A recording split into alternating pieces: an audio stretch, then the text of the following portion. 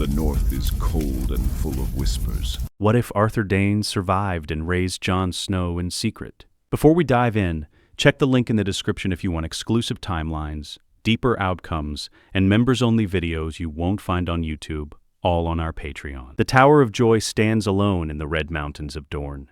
Dawn breaks over ancient stone. The air smells of blood and dust and death. 7 bodies lie in the sand. Stark bannermen, good men who rode south with Ned Stark to find his sister. Their blood soaks into the Dornish earth. Howland Reed kneels beside one of them, wounded, barely conscious. 3 figures remain standing. Eddard Stark, 20 years old, covered in blood, his sword ice-gripped in both hands. The great Valyrian steel blade is red to the hilt. Beside the tower entrance, 2 bodies in white cloaks. Sir Oswell Went, Sir Gerald Hightower, the Lord Commander of the Kingsguard, dead, and facing Ned, Ser Arthur Dayne, the greatest knight in the 7 kingdoms. His white cloak is torn and stained with blood. In his hands, Dawn, the legendary greatsword forged from a fallen star, pale as milk glass, alive with light in the morning sun. Arthur's face is exhausted, hollow, but his stance is perfect, ready. Ned raises ice. His voice is hoarse, desperate. Sir Arthur, it's over. Your king is dead. Your prince is dead. The war is done. Arthur's grip on Dawn tightens. My duty is not done. I swore an oath to guard this tower, to protect what lies within. She's in there. I know. Then let me pass. Let me see her. I'm begging you. Arthur doesn't move, doesn't lower Dawn. His violet eyes, the eyes of House Dayne, are filled with something Ned can't name. Pain, grief, exhaustion. From inside the tower, a sound, faint but unmistakable. A baby crying. Ned's breath catches. What? What is that? Arthur closes his eyes. For a moment he looks like he might collapse, then he opens them again, and the steel returns. Lord Stark, before we finish this, before one of us dies, I need to know. What happened at King's Landing? Ned's face darkens. Aerys is dead. Jaime Lannister killed him, stabbed him in the back while the city burned. And Rhaegar's children? Ned's voice drops to almost a whisper. Tywin Lannister presented them to Robert, wrapped in Lannister cloaks, Rhaenys and Aegon. The princess was 3 years old. The boy was still at his mother's breast. He can't finish, doesn't need to. Arthur's face goes white, his hands shake on Dawn's hilt. How? Rhaenys was stabbed 100 times. Aegon, the mountain smashed his head against a wall. Elia Martell was raped and murdered. Robert said nothing, did nothing. He looked at the bodies and said, I see no babes, only dragon spawn. Then the dragons truly are dead. All but 2, Daenerys and Viserys, smuggled to Essos by Targaryen loyalists. But Arthur, Ned takes a step forward. Carefully, none of this matters now. Lyanna is dying. I can hear her screaming from here. Let me save her, or let me say goodbye. I'm begging you. As one man to another, let me see my sister. Arthur looks at the tower, at the closed door behind him, then back at Ned. If I let you pass, if you reach her, what will you do with what you find inside? What do you mean? You'll see. Arthur finally lowers Dawn completely, plants the point in the sand. Go. But I'm coming with you. If we're to have any chance of protecting what's inside, we need to stop being enemies. Right now. Ned doesn't understand, but he lowers ice, nods once. Arthur turns to Howland Reed. Can you stand? Howland nods weakly. I can keep watch. Then do so. Let no one pass. No one, do you understand? I understand, Sir Arthur. Arthur and Ned enter the tower together. The greatest swordsman in Westeros and the Lord of Winterfell, enemies who just became something else. The stairs are narrow, dark, steep, the smell grows stronger with each step.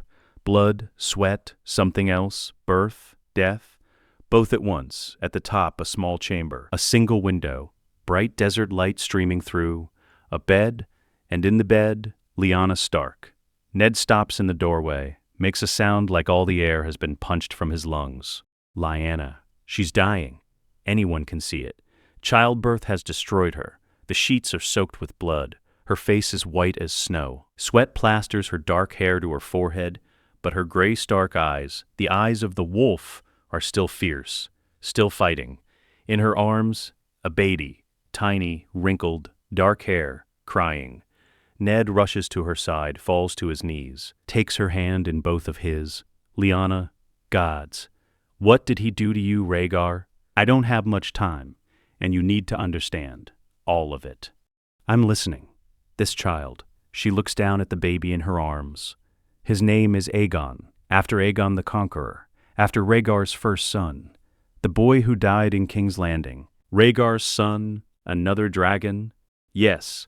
Lyanna's eyes find Arthur, standing in the doorway like a statue. Ser Arthur, come here, please. Arthur steps forward, slowly. He looks at the baby and something breaks in his face. My lady, you know what this child is, what he represents. I do. Then you know what will happen if Robert Baratheon finds him, if anyone finds him. Arthur's voice is rough, raw. He'll kill the boy just like Tywin killed Rhaegar's other children. There will be no mercy, no trial, just death. Rhaegar believed this child was important, that he was meant for something, the prince that was promised. The Song of Ice and Fire, I don't know if any of that's true. I don't know if prophecy matters. But I know this, he's my son, and I'm dying, and I need you both to promise me something. Promise me you'll protect him. Promise me you'll keep him safe, that you won't let Robert kill him, that you won't let anyone hurt him. Promise me, Ned. I promise, I swear it, by the old gods and the new. Lyanna looks at Arthur. And you, Ser Arthur, you're Kingsguard. You swore to protect the royal family, to give your life for them. Is that oath still binding? It is? Then I'm asking you to fulfill it. Rhaegar is dead. Aerys is dead. Rhaenys and Aegon are dead. This child, she holds the baby closer. This child is the last dragon, the last of the Targaryen line, the rightful king, and he needs someone to protect him, to train him, to make him ready for what's coming. My lady, I can't. If I survive, if I leave this tower, Robert's men will hunt me down. I'm one of Aerys's Kingsguard. They'll kill me on sight. The Sword of the Morning has to die here, today. But the man can live, in secret, in shadow. Can you do that, Ser Arthur? Can you give up your name, your honor, everything you are, for this child? Arthur looks at the baby, then at Ned, then back at Lyanna. You're asking me to become a ghost. I'm asking you to save my son's life. Please, Rhaegar trusted you more than anyone. He said you were the best of the Kingsguard, the truest knight he ever knew. Prove him right. One last time. His hands clench and unclench. When he speaks, his voice is barely audible. If I do this, if I become this ghost, I can never be Arthur Dayne again. Never carry Dawn. Never return to Starfall. Everything I was dies here. And you, Lord Stark. Arthur opens his eyes, looks at Ned. Can you live with this? Hiding a Targaryen prince? Lying to Robert? Lying to your wife? To the entire realm? Ned's face is gray. If it's what Lyanna asks, if it keeps this child alive, yes, I'll do it. How? Ned thinks for a moment. I'll claim him as my own, my bastard. Born during the war, I'll take him to Winterfell, raise him as Jon Snow. No one will question a lord having a bastard. Even Robert will understand that. Bury you with the other Kingsguard. I'll return Dawn to Starfall and tell them you died with honor. The legend of Arthur Dayne ends here, but the man Ned pauses. The man comes north, eventually. When the boy is old enough to train, I'll find a place for you. Somewhere isolated, where no one will look twice at a wandering swordsman. Arthur nods slowly. The Wolfswood? Yes. Deep in the forest, far from Winterfell, far from anyone who might recognize you. You'll be a ghost, a shadow.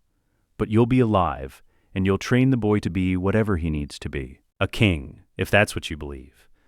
Lyanna's breathing is growing more labored. Her grip on Ned's hand weakens. Thank you, both of you.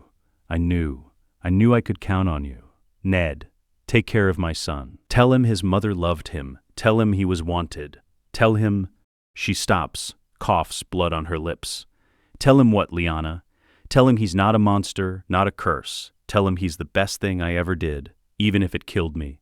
Even if her eyes close, her chest rises once more, falls, and doesn't rise again.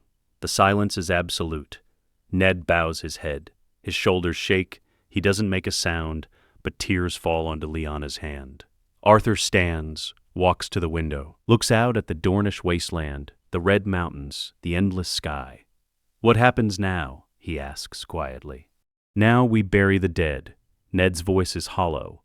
"I'll take Lyanna home, to Winterfell, to lie beside our father and brother in the crypts. You," he looks at Arthur, "you take nothing, no armor, no sword, nothing that identifies you as Arthur Dayne. And Dawn? I'll return it to Starfall. Tell them you fought to the last, that you died defending your king's son. The legend will live forever. The man will fade into shadow." Arthur turns from the window, looks at the baby.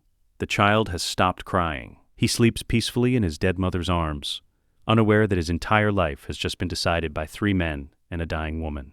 When should I come north? To train him. Give it time. 7 years, maybe 8, when he's old enough to hold a sword, old enough to understand discipline. I'll build something in the Wolf's Wood, a place where no one ventures. And I'll send word through Howland Reed. He's the only other man who knows what happened here, the only one who can be trusted. Howland Reed. Arthur nods. "The Cranogman who saved your life. He saved both our lives today by keeping this secret." Arthur crosses to the bed, gently lifts the baby from Lyanna's arms. The child stirs but doesn't wake. Arthur looks down at him and something changes in his face, softens. "I failed your father, Aegon," he whispers. "I wasn't there when Rhaegar died. I was here, following his orders, protecting your mother, and I failed her too, but I won't fail you. You're the last dragon, the king who follows the long night, and I will make you ready, I swear it. By everything I am, by everything I was, I will raise you to reclaim your throne." He hands the baby to Ned. "Take him, hide him, keep him safe until I return." Ned takes the child, looks down at his sister's son, his nephew, the boy he'll claim as his bastard, the lie he'll carry for the rest of his life. "Come," Ned says. "We have work to do." They descend the tower. Howland Reed is waiting outside. His eyes widen when he sees the baby. "Is that—" "This is Jon," Ned says firmly. "My son, my bastard, born during the war to a woman whose name I won't speak. Do you understand, Howland?" Howland looks at Arthur, at Ned, at the baby, and nods. "I understand, my lord. Your son, your bastard." "Good." Ned turns to Arthur. "Help me bury them, all of them. Sir Geralt, Sir Oswell, and Arthur Dayne. They work in silence, digging graves in the hard Dornish earth. It takes hours. The sun climbs, the heat becomes oppressive, but they don't stop, can't stop. When it's done, Ned stands over the graves and speaks the words. Here lie 3 of the Kingsguard, the finest knights in the 7 kingdoms. They died protecting their prince's son. They died with honor. May they find peace in whatever comes after. Arthur says nothing. He's already dead. Already a ghost. Ned removes Arthur's white cloak, folds it carefully. I'll take this to Starfall. Along with Dawn, they'll want something to bury, something to remember you by. Arthur unbuckles Dawn from his belt, holds the pale blade one last time, runs his fingers along the star-forged steel, then hands it to Ned. Tell them I died well, that I never broke my oath, that I served to the end. I will. Arthur removes his armor piece by piece, the white plate, the helm, everything that marks him as Kingsguard. By the time he's done, he looks like any other man. Just a swordsman in travel-stained clothes. What will you call yourself? Ned asks. I don't know. Not Arthur, not Dayne. Something common, forgettable. You'll need a story, a reason for coming north, Arthur thinks. A sellsword, from Dorne, fought for the Targaryens during the war, fled when Robert took the throne, wandered for years, eventually found my way to the Wolf's Wood seeking work. And your eyes, the violet eyes, people will notice. I'll say I'm Stony Dornish, a distant relation to House Dayne. The Danes have violet eyes. It's known. Not common, but known. Auron Stone, Ned says suddenly. That's what you'll call yourself. A Dornish bastard. It's believable. Auron tests the name. Auron Stone, the Wolf's Wood master. Yes, it'll do. They mount horses. Ned cradles the baby. Howland Reed rides beside them. And Auron Stone, who was Arthur Dayne, rides behind. They don't speak for 3 days. On the 4th day, as they pass through the Riverlands, Ned finally breaks the silence. You know this can never be undone. Once we commit to this, Once I take this child to Winterfell and claim him as mine, there's no going back. I know. My wife will hate him, Catelyn. She'll see him as proof of my infidelity, as a stain on our marriage. She'll make his life hell. I know. And you'll live in isolation, in secret, never acknowledged, never thanked. History will remember Arthur Dayne as a man who died defending a tyrant's grandson. Not as a hero, not as the sword of the morning, as a footnote in Robert's rebellion. Arryn looks at the baby sleeping in Ned's arms. History doesn't matter, only the boy matters. I made a promise to his mother, to his father. I'll keep it, no matter the cost. Even if he lives and dies as Jon Snow, bastard of Winterfell, and never knows who he really is, then I'll have kept him alive. That's enough. They ride on, north, toward winter, toward Winterfell, toward a future built on lies and secrets and sacrifice. Behind them, in the red mountains of Dorne, 3 graves mark where Arthur Dayne died. Ahead of them, in the Wolf's Wood, a ghost waits to be born. 7 years pass. The Wolf's Wood is ancient, vast, dark even at midday. The trees here are old as the first men. Their roots run deep, their branches tangle overhead like a ceiling. Deep in the forest, a half-day's ride north of Winterfell, there is a clearing, a small holdfast. Nothing grand, just a wooden structure with a training yard. A well. A stable for 2 horses. No one comes here. The small folks say the woods are haunted, that the old gods watch from the weirwood trees, that strange lights move between the trunks at night. They're not entirely wrong. In the clearing, 2 figures. A man, 40 years old now, graying hair, weathered face, lean and hard as iron. He moves through sword forms with methodical precision. Each step perfect, each swing economical. No wasted motion, no flourish. Just pure technique. And a boy, 7 years old, small for his age, dark hair, gray eyes. He watches the man with absolute focus. Again, the man says, not looking at the boy, not breaking his rhythm. The boy picks up his wooden practice sword. It's too big for him, too heavy. But he grips it with both hands and tries to mirror the man's stance. The man, Arryn Stone, though no one but Ned Stark and Howland Reed know he was once Arthur Dayne, finally stops, turns, studies the boy. Your feet are wrong. I'm sorry, master. Don't apologize. Fix it. Arryn crosses to the boy, adjusts his stance with a toe. Wider, you need balance. A sword is useless if you fall over swinging it. The boy shifts his feet, tries again. Better, now the grip. You're strangling the hilt. Loosen your fingers. The sword should be an extension of your arm, not a club you're trying to beat someone with. The boy adjusts his grip. Good. Now swing. Slowly. I want to see the arc. The boy swings. Slow and careful, the wooden blade traces a diagonal line through the air. Arryn watches, nods once. Acceptable again. 20 times. Same speed. Don't speed up. Don't get sloppy. Every swing perfect. Yes, master. The boy begins. Arryn returns to his own forms. They train like this for an hour. The boy never complains, never asks for rest, never stops unless told to stop. Finally, Arryn calls a halt. Enough. Water. Then we run. The boy drinks from the well. Arryn does the same. Then they run. Through the forest. Over roots. Around trees. 3 miles. The boy struggles to keep up. His legs burn. His lungs scream. But he doesn't slow. Doesn't stop. When they return to the clearing, the boy collapses, gasping. Arryn stands over him. Not even breathing hard. Why do we run before we train? Arryn asks. The boy struggles to answer. 2, to build endurance. Why is endurance important? Because a knight fights for hours, not seconds. Correct. Get up, we're not done. The boy groans but obeys. Stands on shaking legs. Footwork drills, 30 minutes. Then you can rest. How to keep balance, how to shift weight. It's tedious, boring. Not the exciting swordplay the boy imagined when he first came here. But Arryn is relentless. A house needs a foundation, he says as the boy moves through the patterns. You don't start with the roof, you start with the ground. These drills are your foundation. Without them, everything else crumbles. When it's finally over, the boy sits against a tree, exhausted. Arryn brings him bread and cheese and water. You did well today, Jon. The boy, Jon Snow, as the world knows him, looks up. Really? You didn't quit. You didn't complain. That's half the battle.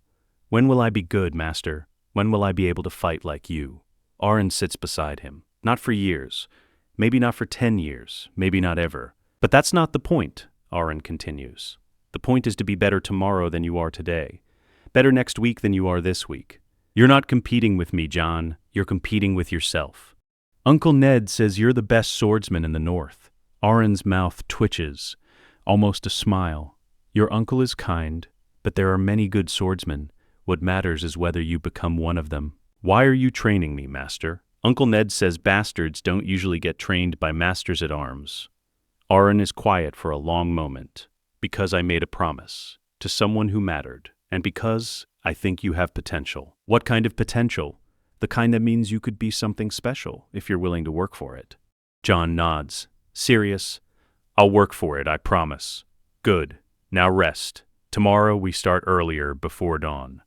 Before dawn? Jon's eyes widen. A knight doesn't sleep until noon. A knight wakes with the sun. Sometimes before it. Get used to it now. Jon sighs but doesn't argue. He's learned that arguing with Arryn Stone is pointless. They sit in silence, eating. The forest around them is peaceful, quiet except for birdsong and wind in the trees. Master? Jon asks after a while. Yes? Do you ever miss home? Wherever you came from before the North? Arryn's face becomes unreadable. Every day. Then why did you come here? Because there was nowhere else to go. Were you a knight? Before? Which side? The wrong one. Jon doesn't know what to say to that.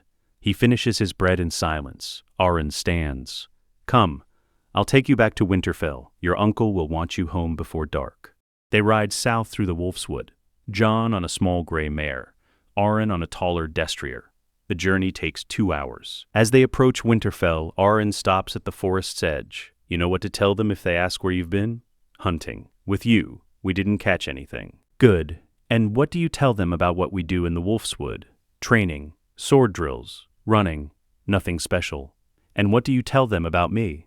That you're Jon Snow, a master at arms from Dorne. That Uncle Ned hired you to train me because Lady Catelyn doesn't want me trained at Winterfell. Good boy. Arryn's eyes are serious. Remember, Jon, what we do in the Wolfswood is between us. No one else needs to know. Not Robb, not your brothers and sisters. No one. Do you understand? I understand, master. Good. Now go. I'll see you in 3 days. Jon rides toward Winterfell. Arryn watches until the boy disappears through the gates. Then he turns and rides back into the Wolfswood. Back to the clearing. Back to his solitude. He unsaddles his horse, tends to it, then enters the small wooden structure he calls home. Inside, sparse, a bed, a table, a chair, a chest on the table, a single book, old, leather-bound. On its cover, a 3-headed dragon. Arryn opens the book. Inside, Targaryen history, the kings, the conquests, the dragons. And on the last page, written in Arryn's own hand, Aegon Targaryen, son of Rhaegar, born 283 AC at the Tower of Joy, known to the world as Jon Snow, the last dragon, the rightful king. Arryn closes the book, locks it in the chest, hides the chest under the floorboards. Then he sits, and for the first time all day he allows himself to remember being Arthur Dayne, the sword of the morning, the finest knight in the 7 kingdoms, to remember Rhaegar Targaryen, his friend, his prince, the man he failed, to remember Dawn, the pale blade forged from a star, the sword he'll never carry again, to remember everything he gave up to keep one promise. He sits until dark, until the ghosts fade, until all that remains is Jon Snow, the exile, the wanderer, the man who trains bastards in secret forests. Tomorrow he'll wake before dawn. Tomorrow he'll train. Tomorrow he'll begin again. But tonight, for just a moment, he allows himself to mourn. For Arthur Dayne is dead, and the sword of the morning will never rise again. 6 more years pass. The Wolfswood training ground is unchanged. 7 years have weathered it but not broken it. The same clearing, the same holdfast, the same sense of isolation. But the people have changed. Jon Snow is no longer a small boy. He's tall now, lean but muscled. His face still has stark features, the long face, the gray eyes, the dark hair. But there's something else there too, something sharp, focused, dangerous. He moves through the training yard like water, smooth, controlled. A real sword in his hands now, not wood, steel, blunted for practice but real enough to cut if he's careless. Across from him, Arryn's stone, graying now, lines around his eyes, but still moving like a man half his age, still faster than Jon. Still better. They circle each other. Jon's eyes track every movement, every shift of weight, every micro-adjustment of Arryn's grip. "Stop thinking," Arryn says. "You're thinking too much. I'm trying to anticipate your attack." "There's your mistake. You can't anticipate, you can only react. Thinking takes time, reacting is instant. Trust your training, trust your body." Jon nods, tries again. Arryn attacks, fast. A diagonal slash. Jon's blade is there, blocks. The clash of steel rings through the forest. Arryn pivots. Low slash. Jon hops back, counters high thrust. Arryn knocks it aside with ease. Better. You're not overthinking as much, but you're still too predictable. How do I become unpredictable? By mastering the predictable first. Once you know all the rules, you can break them. But you have to know them first. They spar for another 20 minutes. Jon is good, very good for his age, but Arryn is a legend. Every time Jon thinks he has an opening, Arryn is already gone, already 2 moves ahead. Finally, Arryn calls a halt. Enough. You're getting tired. Tired men make mistakes. Jon lowers his sword, breathing hard, sweating despite the northern cold. How do you do it? How do you always know where I'm going to be? Experience. I've fought thousands of men, boys like you, knights, sellswords, Kingsguard. After a while, you stop seeing individual moves. You start seeing patterns, rhythms. Everyone has them, even me. What's my rhythm? You favor your right side. When you're tired, you drop your guard an inch, and you have a tell right before you commit to a strike. Your shoulders tense. Fix those things, and you'll be twice as dangerous. Jon nods, files it away. "Master, can I ask you something? If I'm going to fight, shouldn't I train with a weapon I'll actually use?" Arryn's face becomes carefully neutral. "That sword is special. It's weighted to match a specific blade. One of the finest swords ever forged." "What sword?" "One you'll never see. One that's locked away in Dorne. But if you master that weight, that balance, any normal sword will feel like an extension of your arm." "Is it a famous sword?" Arryn doesn't answer for a moment, then, "Yes, very famous. But that's all I'll say. Stop asking questions and start running. 5 miles today. Through the forest, over the now familiar paths. His legs are stronger than they were at 7. He can run for hours if he has to." Arryn watches him go, then returns to the holdfast. Inside, he opens the hidden chest, takes out the Targaryen book, turns to the last page. The entry is longer now, more detailed. Aegon Targaryen, age 14, excellent swordsman for his age, quick learner, disciplined, strong sense of honor, will need 3 more years of training before ready for advanced techniques. Must teach him the counter riposte soon. And the Starguard stance, the same moves I used as Arthur Dayne, the moves that could identify him, identify me, if anyone sees them. Risk, high, but necessary. The boy needs every advantage. If his identity is ever discovered, he'll need to be able to fight, to survive, to protect himself. Personal note, he asked about his mother again today. I told him what Ned allows me to tell him. Nothing. The boy deserves to know, but it's not my secret to share. Not yet. Arryn closes the book, hides it again, then goes outside to meet Jon when he returns. When Jon finishes his run, exhausted, gasping, Arryn is waiting with water and bread. "Good. You're getting faster. You're also getting stronger. I think it's time we move to the next stage of your training." Jon's eyes light up. What's next? The techniques that made the knight I learned from, legendary. The moves that could kill a man in seconds if used correctly. But they're dangerous, Jon. Not just to your opponent, to you. If you use them wrong, you'll leave yourself exposed, vulnerable. Do you understand? "I understand, Master." "Good. Then we begin tomorrow. For now, rest. Eat. And then I want you to read." "Read what?" Arryn retrieves a book from inside the holdfast. Not the Targaryen book. A different one. A book on battlefield tactics, strategy, the art of command. A sword is a tool, but a sword wielded by a fool is just as likely to harm its owner as the enemy. You need to learn to think, to plan, to see 3 moves ahead like in Sci-Vs. Start with this. Read the first 3 chapters. Tomorrow we'll discuss them. Jon takes the book, looks at the cover. Why do I need to know strategy? I'm a bastard. I'll never command an army.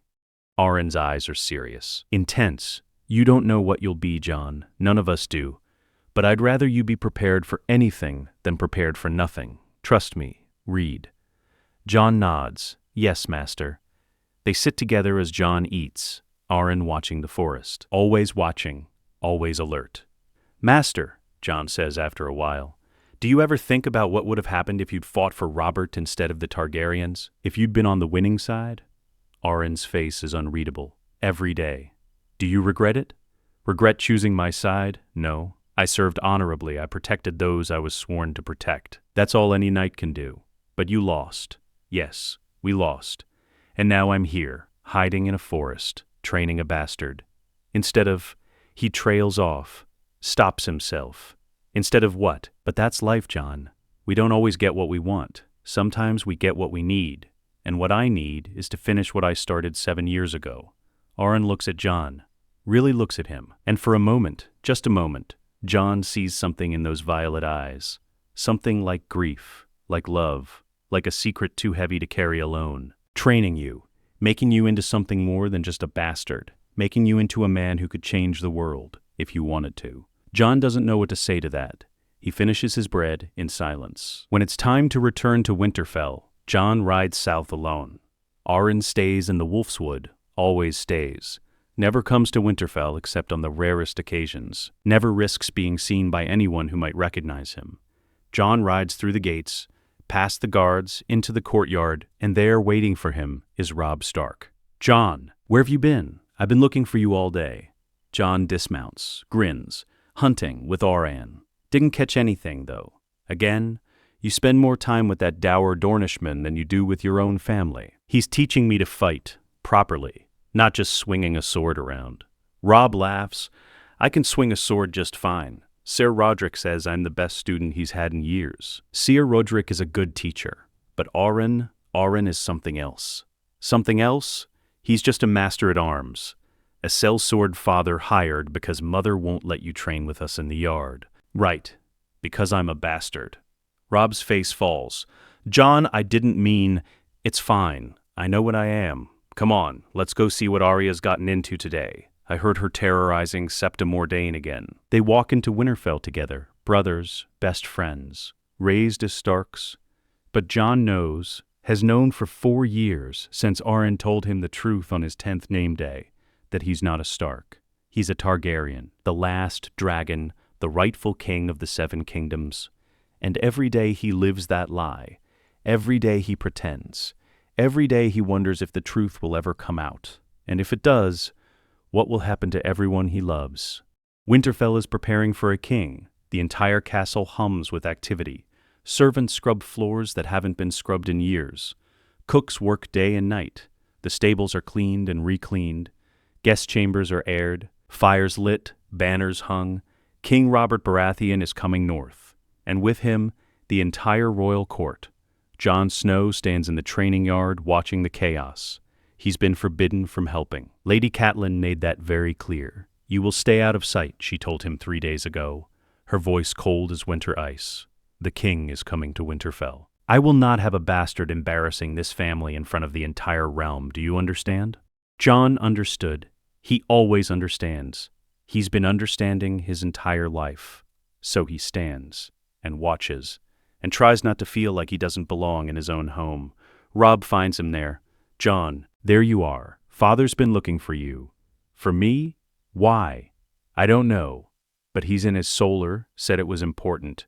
Jon follows Robb through the castle, up the stairs. To the Lord Solar, Robb knocks. Enter. Ned Stark sits behind his desk. He looks tired, older than his years. The weight of secrets and lies etched into his face. Jon. Good. Close the door. Jon does. Robb moves to follow, but Ned shakes his head. Just Jon, Robb. I'll speak with you later. Robb looks hurt, but nods and leaves. The door closes. Jon and Ned are alone. Sit, Ned says. Jon sits. Nervous, Ned rarely calls him to the solar, rarely speaks to him privately at all. The king arrives tomorrow, Ned begins. Robert Baratheon, my oldest friend, the man I fought beside during the rebellion, the man who, he trails off, doesn't finish, doesn't need to. Jon knows Robert killed Rhaegar Targaryen, Jon's father, though Jon has never said that aloud, has never told Ned that Arryn told him the truth 4 years ago. I know, Uncle. Ned's eyes sharpen. What do you know? Jon hesitates. Then, that Robert was the one who won the war, that he killed the Dragon Prince on the Trident, that he became king. Ned relaxes slightly. Yes, that's true. Jon, I need you to listen to me very carefully. When Robert is here, you need to be careful, invisible. Do you understand? Lady Catelyn already told me to stay out of sight. This is different. This isn't about embarrassment. This is about safety. Robert hates the Targaryens. Hates them with a passion that hasn't dimmed in 15 years. If he even suspected, if he even thought, Ned stops, runs a hand over his face. Just stay away from him, away from the royal party, away from everyone. Go to the Wolf's Wood, train with Arryn, don't come back until the king leaves. How long will that be? I don't know. Weeks, maybe. Robert wants me to be his hand, to come south to King's Landing. I'm trying to refuse, but another pause. If I go south, you'll stay here, with Robb, with your brothers and sisters. Arryn will protect you if anything happens. He knows what to do. Jon's stomach clenches. What could happen? Ned looks at him for a long moment. Then, nothing, hopefully nothing, but I need you to promise me, Jon. Promise me you'll be careful. Promise me you'll trust Arryn. He's more than he seems. Much more. And if he tells you to do something, anything, you do it without question. Do you understand? Uncle? Good. Ned stands. Now go. Pack what you need. Leave before dawn tomorrow. Don't be here when the king arrives. Jon stands, turns to leave, then stops. Uncle, I know they were his enemies in the war, but it's been 15 years. Why does the hatred still burn? Ned's face becomes a mask, because Rhaegar Targaryen took someone Robert loved, someone Robert was supposed to marry, and she died because of it. Robert has never forgiven that, never moved past it. Now go, Jon, please. Jon leaves, his mind spinning. Someone Robert loved, someone who died. He doesn't put it together. Not yet, the pieces are there, but he's too young, too focused on his own survival to see the full picture. He goes to his chamber, packs a bag, clothes, a knife, flint and steel, the book on tactics Arryn gave him. He'll be in the Wolf's Wood for weeks. He might as well be comfortable. That night he doesn't sleep. He lies awake listening to the sounds of preparation, listening to Winterfell transform itself for a king, and he thinks about Arryn, about the man who has trained him for 7 years, the man who knows more about fighting than anyone Jon has ever met, the man who sometimes looks at him with such sadness, such weight, that Jon feels like he's carrying the world on his shoulders. He's more than he seems, Ned said. Much more. What does that mean? Jon doesn't know, but he intends to find out. Before dawn, Jon slips out of Winterfell. The guards know him, know he often goes to the Wolf's Wood. They let him pass without question.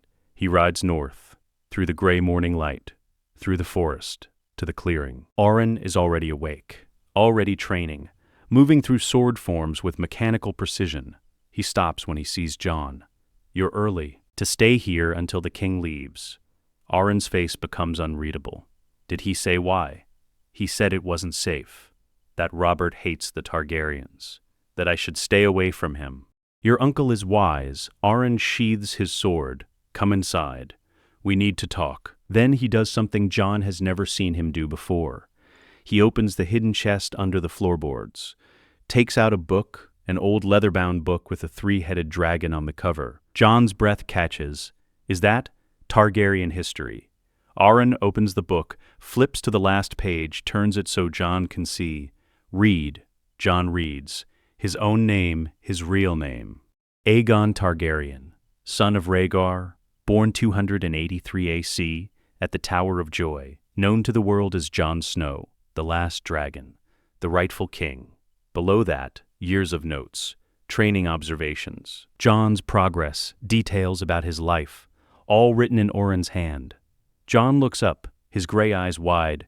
You've been writing about me all these years, and because if something happens to me, someone needs to know the truth. Jon's voice is barely a whisper. Who are you? Really? Arryn is silent for a long moment. Then, someone who made a promise to your mother on the day she died, to protect you, to train you, to make you ready for what's coming. You knew my mother? I did. She was the bravest woman I ever met, and the kindest. She died bringing you into the world, Jon. She died so you could live. Never forget that. Rhaegar Targaryen, did you know him too? Arryn's face twists. Pain. Grief. He was my closest friend, my prince, the finest man I ever knew. And I failed him. I wasn't there when he died. I was at the Tower of Joy, following his orders, protecting your mother, and he rode to the Trident and died on Robert Baratheon's warhammer. The pieces click together. Jon stands, steps back. You were there at the Tower of Joy. You were one of the Kingsguard. Arryn doesn't deny it, but Uncle Ned said all the Kingsguard died, that he killed them. He killed 2 of them, Sir Gerald Hightower. Sir Oswell went. The third, Arryn meets Jon's eyes. The third made a choice. He chose to live, to fake his death, to become a ghost so he could protect Rhaegar's last son. Jon's voice is barely audible. Who are you? Arryn Stone stands, removes his cloak, and for the first time in 15 years he speaks his true name aloud. I am Arthur Dayne, the Sword of the Morning, and I am your father's sworn shield, even in death.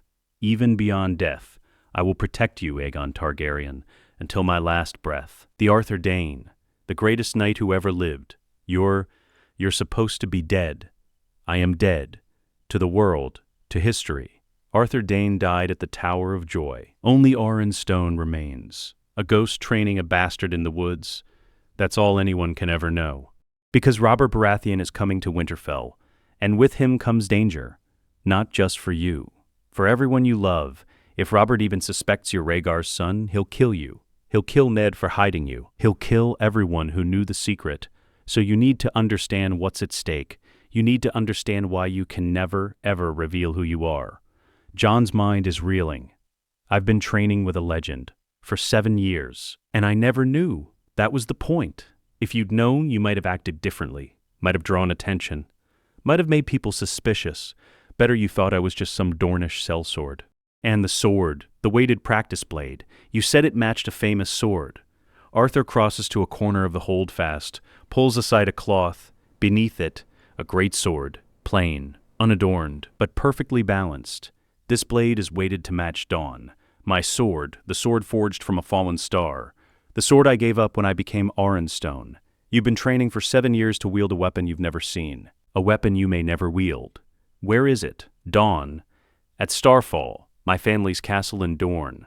Ned returned it after the Tower of Joy, told them I died with honor. The sword waits there for someone worthy to claim it, but no one has, not in 15 years. Jon stands, crosses to the blade, touches it. Will I ever see it, the real Dawn? I don't know. Maybe, if you live long enough. If you survive what's coming. What is coming? Arthur's face is grim. Robert Baratheon, and with him the entire royal court, including Jaime Lannister, the Lord Commander of the Kingsguard, the Kingslayer, the man who murdered Aerys Targaryen, your grandfather, by stabbing him in the back.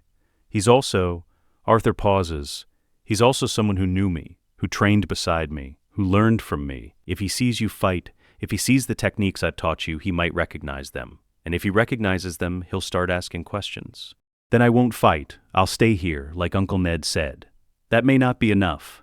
Robert has a way of drawing people in, of making them feel comfortable. He'll hunt, he'll feast, he'll drink, and he'll want to see Ned's children, all of them, including the bastard. Lady Catelyn won't allow it. Catelyn Stark doesn't command the king. If Robert wants to see you, you'll have no choice. Jon's hands clench. So what do? You survive. You stay quiet. You stay invisible.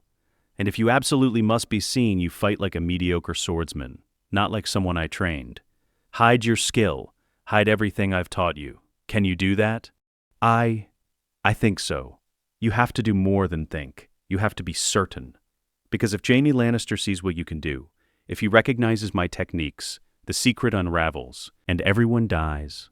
The weight of it settles on Jon's shoulders, not just his own life, but Ned's, Rob's, all the Starks, everyone he loves. I'll be careful, Jon says. I promise. Good. Arthur puts a hand on Jon's shoulder. I know this is overwhelming. I know you didn't ask for any of this. But you're Rhaegar's son. You're a Targaryen. And whether you like it or not, you're part of something bigger than yourself. Bigger than all of us. I don't want to be part of something bigger. I just want to be Jon Snow, Rob's brother, Ned's son. He stops. Corrects himself. Ned's nephew. I just want to belong somewhere. I know. I felt the same way when I gave up being Arthur Dayne, when I became Oren Stone. But we don't always get what we want, Jon. Sometimes we get what we need, and what you need is to survive, to grow strong, because one day you might have to reclaim what's yours. The Iron Throne. Yes, the Iron Throne, your birthright, the thing your father died for, the thing your mother died for, the thing I gave up everything to protect. Jon looks at the Targaryen book, at his name written in Arthur's hand, at the weight of history and destiny and blood. I don't know if I want it. Locks it away.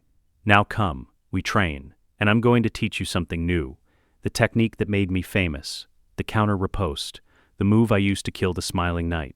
Learn it well. Because if everything goes wrong, it might be the only thing that saves your life. They go outside, into the training yard, and Arthur begins to teach. The king arrives at midday. Jon watches from the edge of the Wolfswood, hidden among the trees, far enough that no one can see him, close enough that he can see everything. The royal procession is enormous, hundreds of people, knights in shining armor, servants in royal livery, wagons loaded with supplies. At the center, a massive wheelhouse, and riding beside it, a man on a black destrier. King Robert Baratheon. Even from this distance, Jon can see he's huge, tall, broad, but also fat. His armor strains against his belly. His face is red. He's laughing, loud and booming. This is the man who killed Rhaegar, Jon's father, the Dragon Prince. Jon feels nothing. He never knew Rhaegar, can't mourn a man he never met, but he knows he should feel something: anger, hatred, grief. Instead, he just feels empty. The gates of Winterfell open, the Starks come out to greet their king. Ned at the front, Catelyn beside him, Robb, Sansa, Arya, Bran. Little Rickon held by a nursemaid. Jon watches as Robert dismounts, watches as he embraces Ned, watches as they laugh together like brothers. And he wonders, does Robert ever think about the man he killed? Does he remember Rhaegar? Does he feel guilt? Probably not. Winners don't feel guilt, they feel vindicated. Behind Robert, the Queen, Cersei Lannister, golden-haired, beautiful, cold as ice even from this distance. And beside her, a man in white armor, golden-haired like his sister, handsome, perfect, Jaime Lannister, the Kingslayer, the man Arthur warned him about. Jon studies him, tries to see what Arthur sees. A man who learned from the Sword of the Morning, a man who might recognize Arthur's techniques. He doesn't look dangerous, he looks bored, disinterested, like he'd rather be anywhere else. Jon watches for another hour as the royal party settles into Winterfell. Then he retreats into the Wolfswood. Back to the clearing, back to Arthur. Did you see them? Arthur asks. Yes. And the finest warrior of his generation, but 15 years of drinking and whoring and eating himself to death have taken their toll. He's a shadow of what he was. And Jaime Lannister? Arthur's face darkens. What about him? He looked bored, like he didn't want to be there. Jaime is complicated. He was the youngest man ever to join the Kingsguard. Gifted, arrogant, idealistic. Then he killed Aerys and became the Kingslayer. A man with no honor. At least, that's what people say. I knew him differently. I knew him as a boy who wanted to be a hero, who wanted to be me. Did you train him? After a fashion, I knighted him when he was 15. After that, we served together in the Kingsguard. I taught him what I could. He was a brilliant student. Quick, strong, faster than anyone except me. If he saw you fight, Jon, if he saw you use the techniques I taught you, he'd know, instantly. Then I won't fight. We can't control everything. Robert might demand a demonstration, might want to see the northern boys spar. If that happens, you need to be ready to hide your skill. I will, I promise. Arthur nods, but he doesn't look convinced. Come, we train. If you're going to pretend to be mediocre, you need to practice being mediocre. That's harder than it sounds. They spend the afternoon practicing, Jon swinging his sword clumsily, overextending, making mistakes. It feels wrong, like unlearning everything Arthur taught him, but he does it because he has to, because survival matters more than pride. 3 days pass, Jon stays in the Wolfswood, Arthur trains him during the day. At night they sit by the fire and Arthur tells stories. Stories of Rhaegar, the prince who loved music more than war, who sang in the streets of King's Landing and made women weep, who believed in prophecy and destiny and the prince that was promised. Stories of the Kingsguard, Sir Oswell Went, Sir Barristan Selmy, the finest knights in the realm, men who lived and died by their oaths. Stories of Arthur himself, his youth, his training, the day he was deemed worthy to carry Dawn, the battles he fought, the tourneys he won. Jon listens, absorbs, tries to reconcile the legend with the man sitting across the fire, the man who gave up everything to protect a child he barely knew. "Why did you do it?" Jon asks on the third night. "Why did you give up being Arthur Dayne? You could have walked away, let someone else protect me. Why did you stay?" "Because he was my friend. Because I failed him once and I won't fail him again." "You didn't fail him. You were following his orders." That's what I tell myself. But it doesn't change the fact that Rhaegar died alone, that I wasn't there to protect him, that I spent 15 years building this. He gestures around. This life of isolation and training, all to assuage my guilt. It's more than guilt. You love me, like a son. Arthur looks at him, and for the first time Jon sees tears in those violet eyes. Yes, I do. You're all I have left of Rhaegar, of Lyanna, of everything I lost. If you die, Jon, if I fail you, then Arthur Dayne truly is dead. And all of this was for nothing. Jon doesn't know what to say to that, so he says nothing, just sits with Arthur in comfortable silence. On the fourth day, everything changes. A rider comes to the clearing, Howland Reed, the small Crennog man, the only other man who knows the truth. "Jon," he says breathlessly, "you need to come back to Winterfell, now. Robb is participating. And Robert specifically asked for you, said he wants to see Ned's bastard. Catelyn tried to refuse, but Robert insisted. If you don't come, he'll take it as an insult. This is exactly what I was afraid of." "I have to go," Jon says. "If I refuse, Robert will ask questions, Ned will be put in an impossible position. Then you go. But you hide everything, every technique, every skill. You fight like a boy who learned from Ser Roderick Cassel. Not from me, do you understand?" Arthur grabs Jon's shoulders. "Listen to me. Jaime Lannister will be watching. If you use the counter riposte, if you use the Starguard stance, if you move like I move, he'll know. And if he knows, everyone dies. Can you do this? And may the gods be with you." Jon rides south with Howland Reed, his heart hammering, his hands sweating despite the cold. This is it, the moment Arthur has been preparing him for. The test he just hopes he doesn't fail. Winterfell's training yard is packed, lords from across the north, Robert's entourage, the entire royal court. Everyone has come to watch the northern boys demonstrate their skill. Jon arrives just as the first match ends. Robb has just defeated Theon Greyjoy. The crowd applauds politely. Robert sits in a chair that's more throne than seat, Queen Cersei beside him. Their children, Joffrey, Myrcella, Tommen, arranged around them, and standing behind Robert, Jaime Lannister, the Kingslayer, in his white armor, watching everything with half-lidded eyes. Ser Roderick Cassel sees Jon arrive. "Ah, Jon, good. You're next. You'll spar with Robb." Jon's stomach drops. Robb, his brother, the best swordsman among the Stark children. This is going to be difficult. He enters the ring. Robb grins at him. "Don't worry, Jon. I'll go easy on you." Jon forces a smile. "Thanks." They're given blunted longswords, real steel, not training blades, heavy, dangerous, even blunted. Ser Roderick raises his hand. "Begin." Robb attacks immediately. Fast, aggressive, the way Ser Roderick taught him, northern style. Straightforward, powerful. Jon blocks, parries, gives ground. He's deliberately sloppy, his footwork imprecise, his stance too wide. Everything Arthur would criticize. Robb presses the advantage, swings high. Jon blocks but stumbles. The crowd laughs. The bastard has 2 left feet. Jon's face burns, but he continues, swinging wildly, missing. getting knocked around by Robb's superior technique. From the balcony, Robert watches, interested but not impressed. The boy fights like a farmer. Where'd he learn? Ned's voice is carefully neutral. Sir Roderick gives him lessons when time allows, Your Grace. Well, he needs more lessons. But Jaime Lannister isn't watching Jon's sloppy footwork. He's watching something else. The way Jon holds his sword, the way his weight distributes even when he's stumbling, the way his eyes track Robb's movements. There's something off, something that doesn't match the clumsy exterior.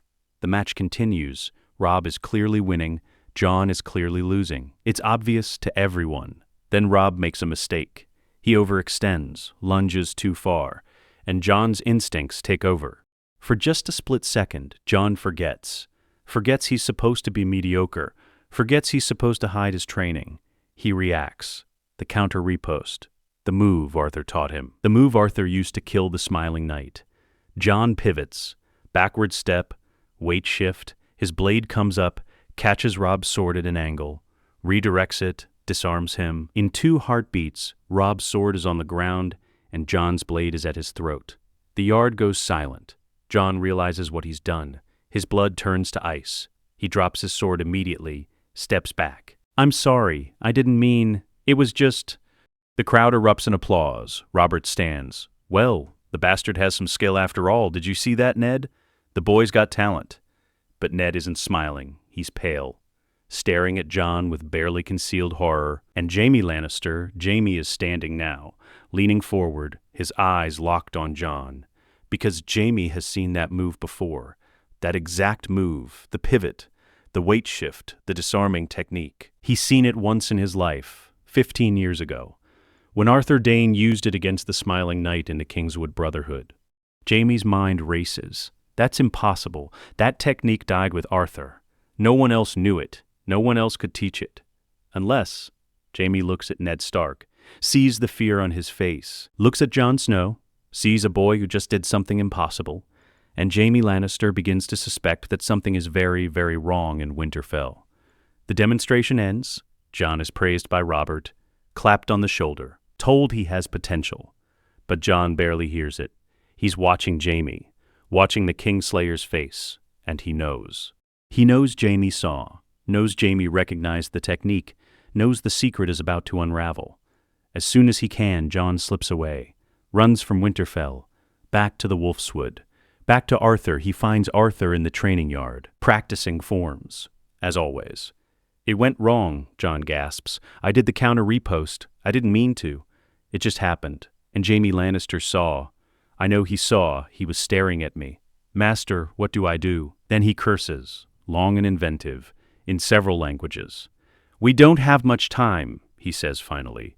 If Jaime recognized that technique, and he will have, he's not stupid. He'll start asking questions. He'll talk to Ned. He might even come looking for you, for me.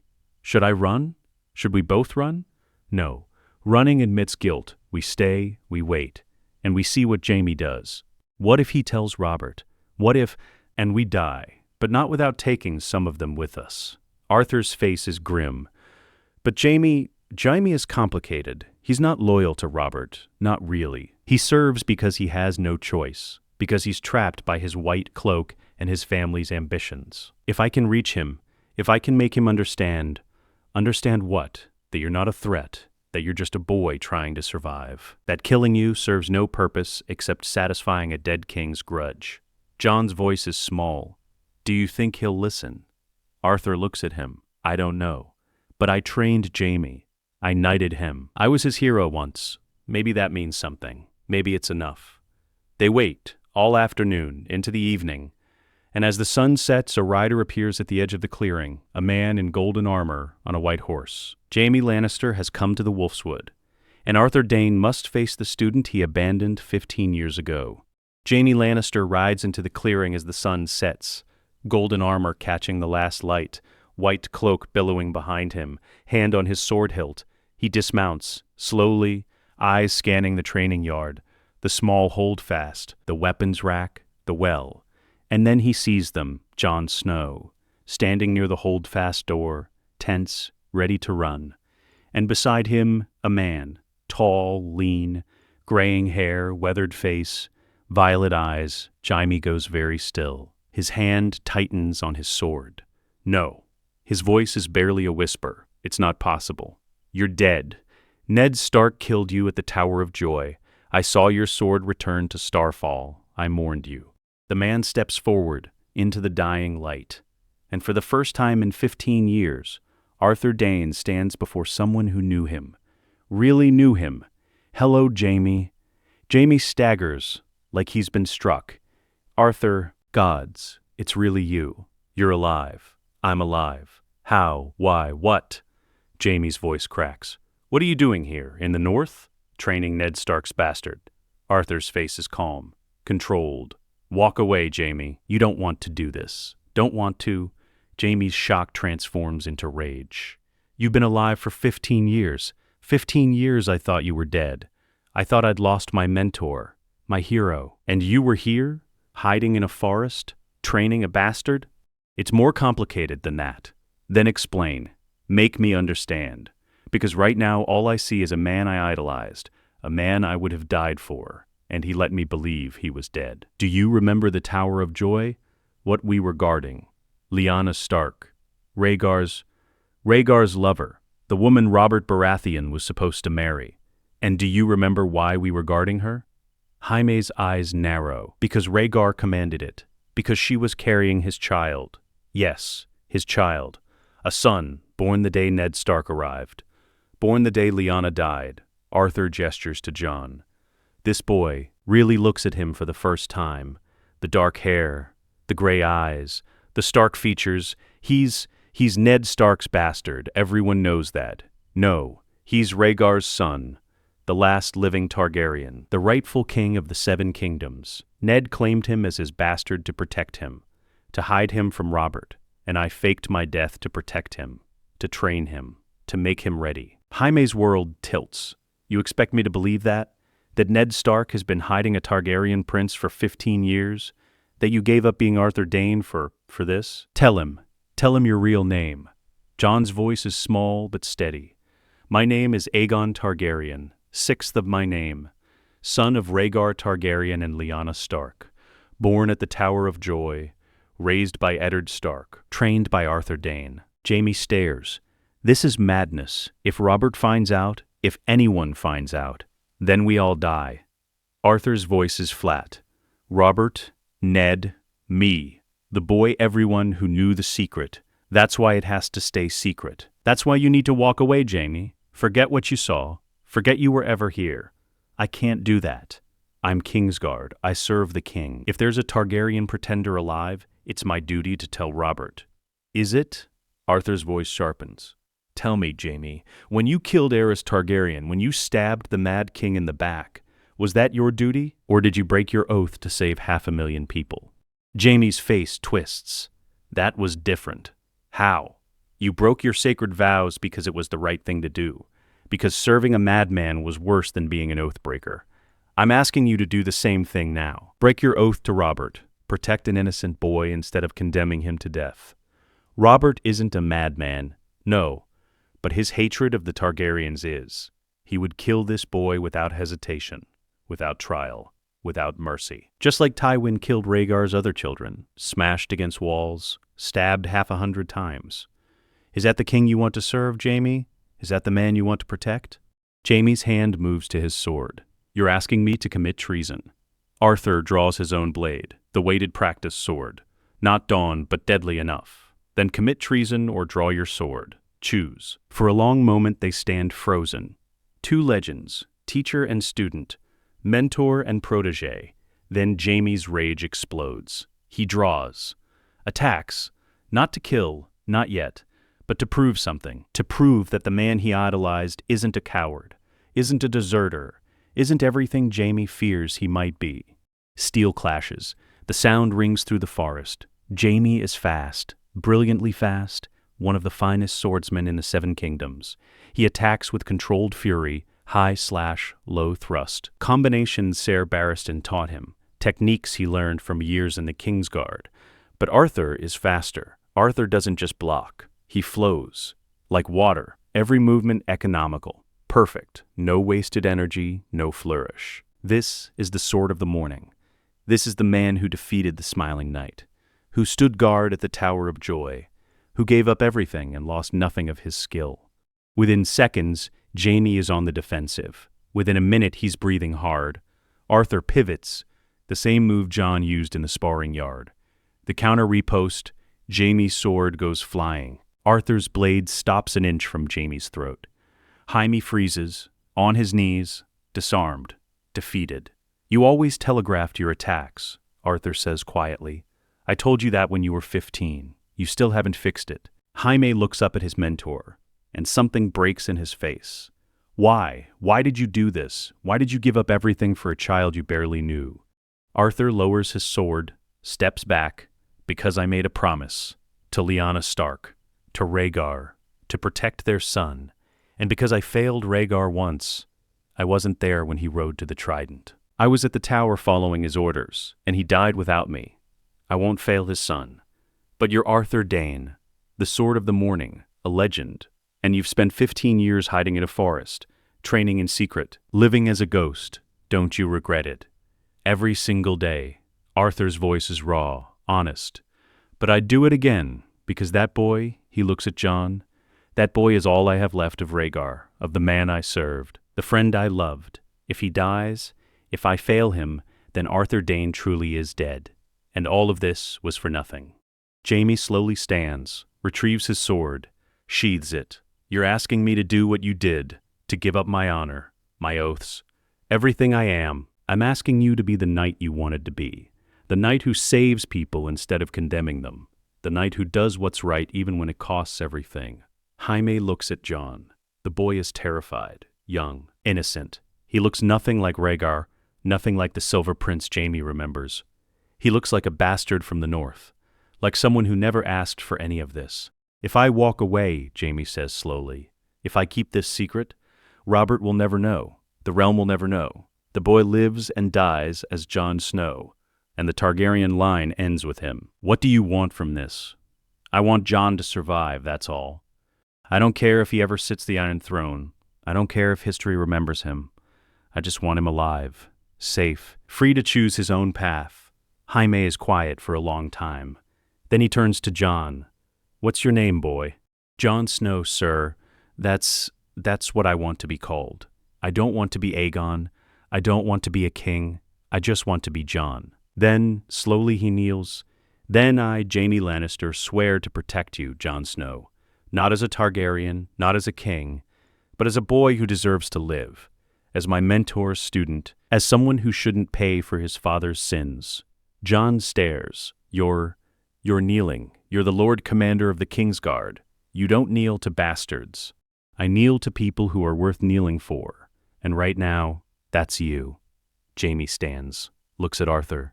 If Robert finds out I knew and said nothing, he'll have my head. You understand that? And if this boy ever becomes a threat to the realm, if he ever raises an army, claims his birthright, starts a war, I'll kill him myself. I won't let another Targaryen burn the 7 kingdoms. Fair enough. Then stops. Arthur, for what it's worth, I'm glad you're alive. I missed you, even if you are a traitorous bastard who faked his own death. Arthur almost smiles. I missed you too, Jaime. Even if you are a kingslayer who broke every oath he ever swore, then we're both damned. We were always damned. We just chose different damnations. Jaime mounts his horse. I'll tell them I rode into the Wolf's Wood and found nothing. That Jon Snow must have learned that move from watching someone else. That it was just a lucky strike. Will that be enough? It'll have to be.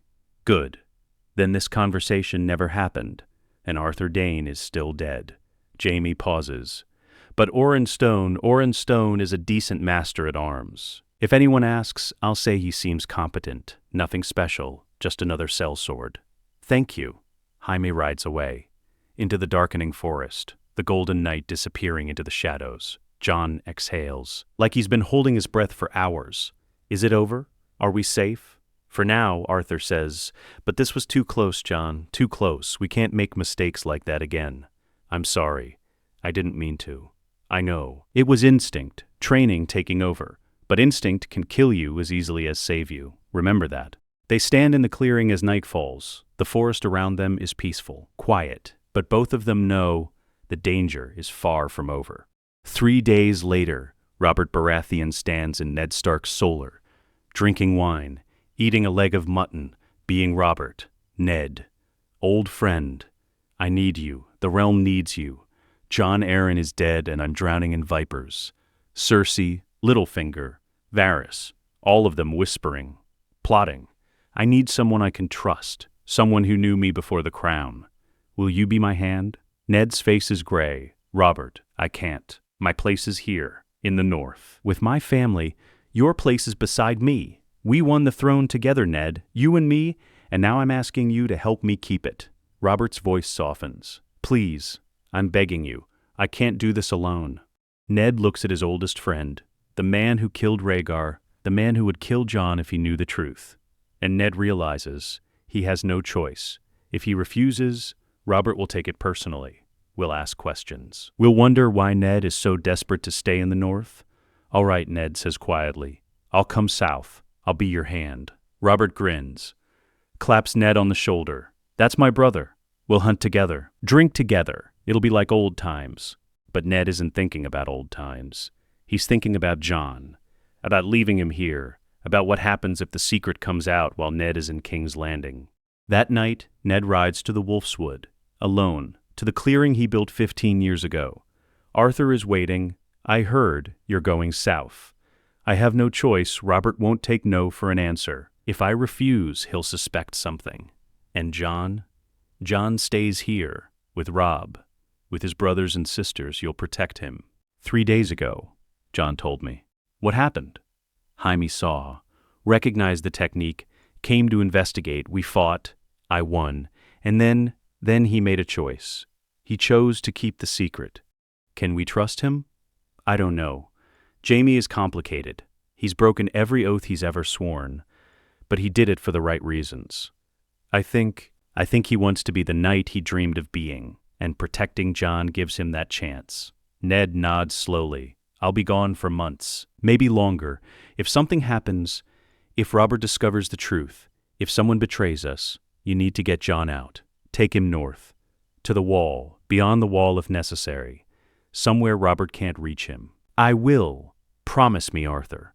Promise me you'll keep him safe. Arthur meets Ned's eyes. I promised his mother 15 years ago. I'm not breaking that promise now. They stand in silence. 2 men bound by a secret, by a lie, by a child who should never have existed. I should have told Catelyn the truth, Ned says quietly, about Jon, about who he really is. Maybe then she wouldn't have hated him so much. You did what you had to do. The fewer people who know, the safer Jon is. I know, but it doesn't make it easier. Ned turns to leave, then stops. Arthur, if I don't come back from King's Landing, if something happens to me, will you tell Jon? Will you tell him everything? About his mother? About Rhaegar? About why I did all this? I will. But you'll come back, Ned. You're too stubborn to die in the South. Ned almost smiles. I hope you're right. He rides back to Winterfell, back to preparing for the journey south, back to the role of Hand of the King. And Arthur remains in the Wolf's Wood, training Jon, protecting him, waiting for the storm that's coming. 2 weeks later, the royal procession leaves Winterfell, heading south. Ned rides beside Robert. Sansa and Arya go with them. The north grows smaller behind them. Jon watches from the battlements, Robb beside him. I wish Father wasn't going, Robb says. It feels wrong, like something bad is going to happen.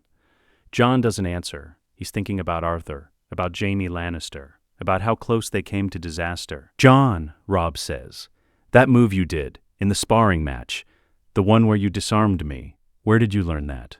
Jon's blood runs cold. I don't know, it just happened. Instinct, I guess.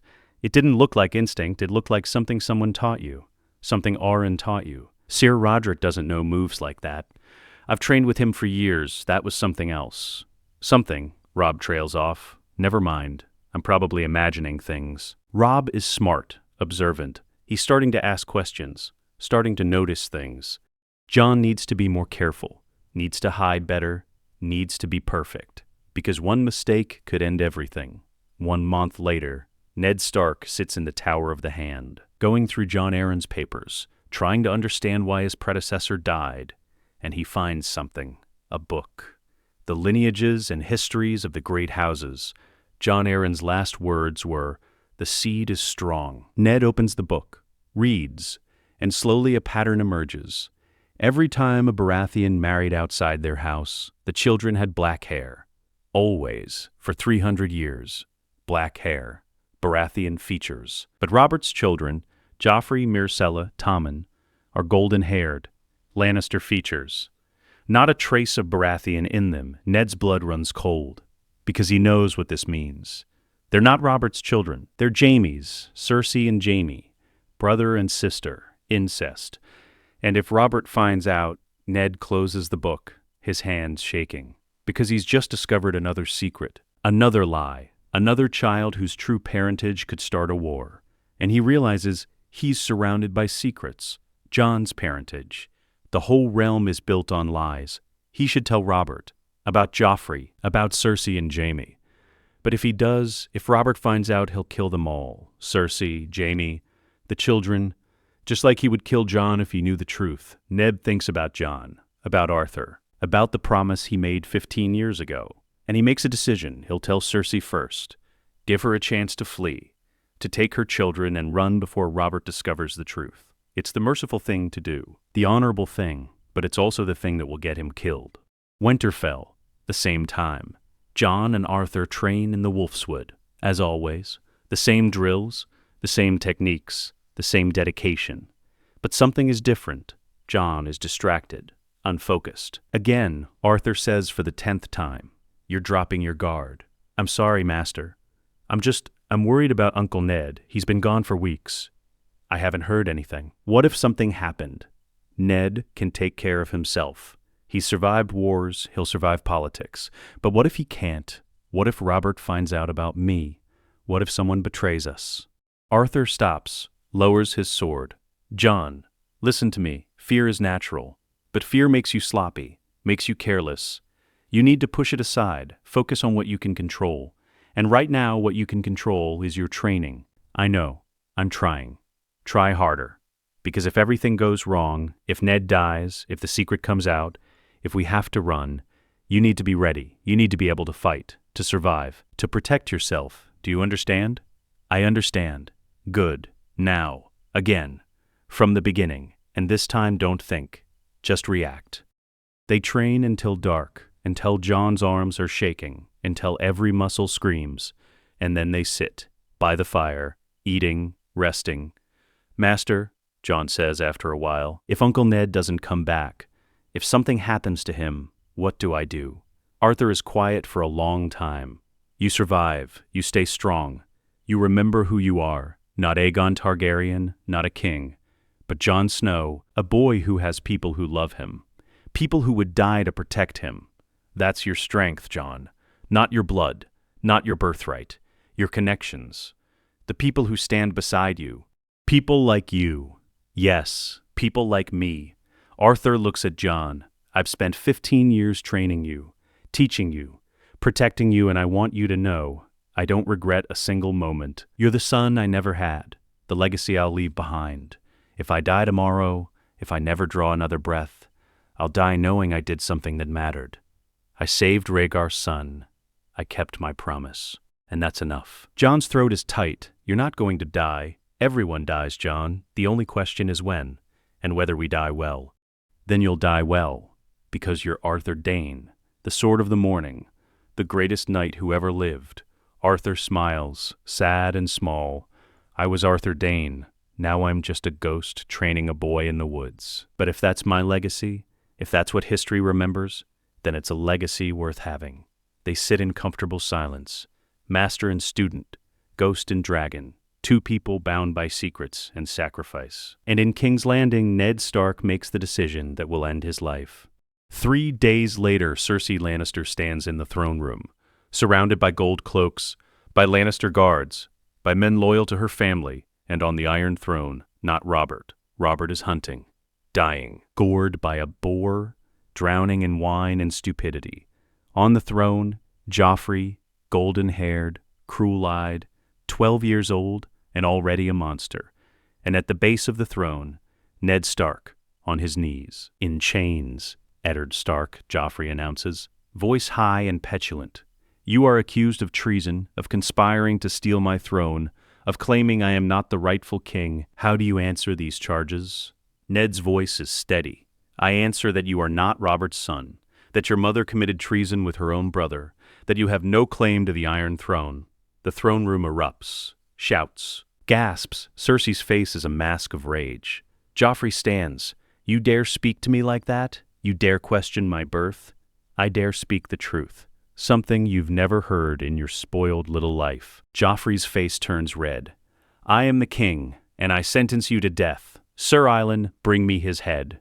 He's told the truth, he's done his duty. But in his heart, he thinks about Jon, about the boy he claimed as his bastard, the boy whose real name is Aegon Targaryen, the boy who will never know his father died protecting him. And Ned prays, to the old gods and the new, that Arthur will keep Jon safe, that the secret will hold, that Jon will survive. Ser Island Pain draws ice. Ned's own sword, the great Valyrian steel blade, the blade falls.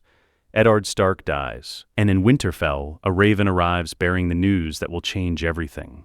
1 week later, Robb Stark sits in his father's solar, now his solar. Because his father is dead, executed as a traitor in King's Landing, the castle is in mourning, black banners, weeping, rage. And Robb is trying to hold everything together, trying to be the Lord of Winterfell, trying to lead. Jon enters. Robb, I'm so sorry, I know. Don't say you're sorry. Don't say you understand. Because you don't. He was my father, and they killed him. The Lannisters killed him. I know, and we'll make them pay, we? Robb looks at Jon, and there's something in his eyes, something Jon has never seen before, suspicion, doubt. You're not a Stark, Jon. You're a Snow, a bastard. You don't get to say we. Jon recoils like he's been struck. Robb, the Bannermen are calling for war. They want to march south, to rescue Sansa and Arya, to avenge my father. And they want me to lead them, me, not you. Because you're not one of us. You never were. That's not true. You're my brother. You'll always be my brother. No, Theon Greyjoy is more my brother than you are. At least I know who his father is. But you? Robb's voice is bitter. You're nobody. A bastard with no name, no house, no place. The words cut deeper than any sword. Jon stands. I'll go, if that's what you want. I'll join the Night's Watch. I'll take the black and you'll never have to see me again. Robb says nothing, just stares at the desk, at his father's papers, at the weight of responsibility crushing him. Jon leaves, walks through Winterfell, past the people who used to smile at him. Now they look away, whisper, he's a bastard, a nobody, an embarrassment. He goes to his chamber, packs his few possessions, and then he rides north, to the Wolfswood, to Arthur, to the only person who understands. He finds Arthur in the training yard, practicing forms, as always. Jon, I heard about Ned. I'm sorry. He was a good man, the best man I've ever known. He's dead, and Robb hates me, and everyone thinks I'm worthless, and I don't know what to do. You endure. You become stronger. I want to join the Night's Watch. I want to take the black. I want to go somewhere I can belong, somewhere I can matter. Arthur is quiet for a long moment. Is that what you really want? Or are you running away? I don't know. I can't stay at Winterfell. Not anymore. Not with everyone looking at me like I'm nothing. You're not nothing, Jon. You're Aegon Targaryen, the rightful king of the Seven Kingdoms. You're everything. I don't want to be Aegon. I don't want to be a king. I just want to be Jon Snow, and the only place Jon Snow belongs is the Wall. Arthur studies him, then nods. All right, if that's your choice, I won't stop you. But I'm coming with you. What? You think I'm going to let you go to the Wall alone? After 15 years of training you? After everything we've been through? Arthur's voice is firm. If you take the black, I take the black. We serve together, we survive together, that's the deal. But you're Arthur Dayne, the Sword of the Morning. You can't just join the Night's Watch. Arthur Dayne is dead, remember? I'm Aron Stone, a wandering sellsword. And there's no law against sellswords joining the Watch. We'll go together, we'll serve together, and maybe at the Wall we can finally stop hiding. Jon's eyes burn. You'd do that? You'd give up everything for me? Jon, I gave up everything for you 15 years ago. This is just the logical conclusion. They stand in the clearing, master and student, ghost and dragon. And for the first time since Ned died, Jon feels like he has a purpose. When do we leave? Tomorrow. At first light, we'll ride to Castle Black, present ourselves to Lord Commander Mormont, and we'll begin a new life. A simpler life, where we don't have to hide, don't have to pretend. We'll just be brothers of the Night's Watch, nothing more. And my identity, the truth about who I am, we bury it. Forever. Aegon Targaryen died with Ned Stark. Only Jon Snow remains. Can you live with that? Jon thinks about Robb's words, about being nobody, about having no place, and he realizes that's exactly what he wants. To be nobody, to have no expectations, no birthright, no crown hanging over his head. Yes, I can live with that. 2 weeks later, the wall looms above them. 700 feet of ice and ancient magic, the edge of the world, the shield that guards the realms of men. Jon Snow and Oren Stone stand before the gates, travel-stained, exhausted, ready to begin again. Lord Commander Jeor Mormont receives them in his chambers. The old bear, gray-bearded, stern, but fair. That's unusual. Most men come to the wall in chains or desperation. What brings you here? To be part of something bigger than myself. Mormont studies him. And you? He looks at Oren. Oren Stone, sellsword from Dorne. I've spent my life fighting. Might as well fight for something that matters. The wall, the watch, the realm. Better than dying in some pointless war in the south. You're older than most recruits. You know the watch is for life. You take no wives, hold no lands, father no children. I know. And you, Jon Snow, you're Ned Stark's son. You could have had a life at Winterfell. Lands, title. Why throw that away? Because bastards don't get lands or titles. We get scraps and pity. I'd rather earn my place here than beg for it there. Mormont grunts. Fair enough. All right, you'll train with the other recruits. Learn the ways of the watch, and when you're ready you'll say your vows, before a weirwood tree, in sight of the gods, and you'll become brothers of the Night's Watch, forever. They nod, and just like that it's done. Jon Snow and Oren Stone join the Night's Watch. Over the following weeks, they train. Jon is assigned to the Rangers. Oren offers to train the recruits. His skill with the sword is evident. Extraordinary, even. The other brothers whisper, "Who is this man? This sellsword who fights like a knight? Who moves like legend?" But no one asks directly. The Watch doesn't care about pasts, only futures. Jon befriends the other recruits, Samwell Tarly, Gren, Pip. He finds brothers here, real brothers, who don't care that he's a bastard, who accept him for who he is. And Oren trains them, teaches them, becomes the master at arms the Watch hasn't had in years. He's tough but fair, demanding but never cruel. You're not training to dance at tourneys, he tells them. You're training to survive, to fight wildlings, to hold the wall. Every mistake could cost you your life, so don't make mistakes. One day Jon asks him, "Do you regret it? Coming here, giving up your freedom?" Oren looks at the wall, at the vast expanse of ice and snow. "No, I gave up my freedom 15 years ago. This is just making it official. But you could have stayed in the south, lived as Oren Stone, kept training in secret, and watch you throw yourself into danger alone? No. My place is beside you, just like it's always been. You're the closest thing I've ever had to a father. You know that, right?" "I know. And you're the closest thing I've ever had to a son.